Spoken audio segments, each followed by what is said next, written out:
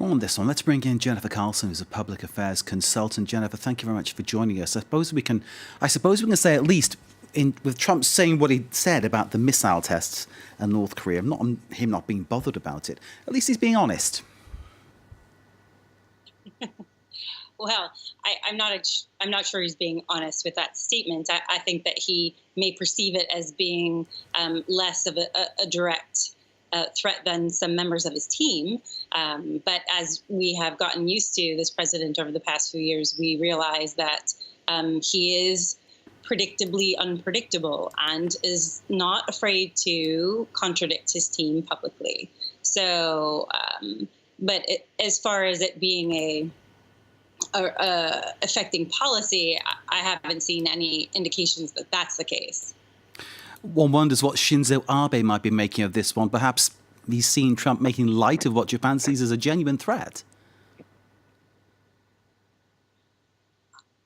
That could be interpreted that way if we were assuming that there had been no conversations before the press conference about what would be said and what the president's positions would be. I don't think it would come as any shock to the Prime Minister of Japan as to what the president planned on saying and what his sentiments were.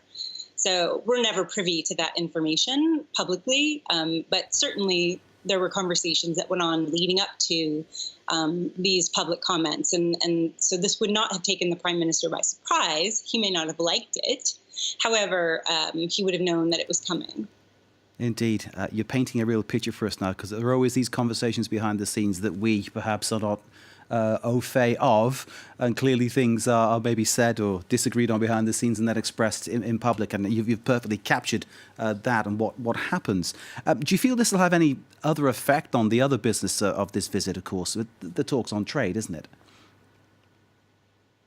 I don't think so. I mean, I get the feeling that this president, and from what I've seen in some of his other actions, it takes the business side of it, trade, he takes it in a different context that he takes the international relations having to do with conflict and personalities. He seems to be able to separate those two out. And so I think from a U.S. perspective, I would imagine, of course, I don't speak for the president, from a U.S. perspective, the trade talks with Japan are very different and based on a symbiotic relationship. And I would imagine that the PM of Japan feels the same. I mean, economics at home is much different than the international relations of conflict.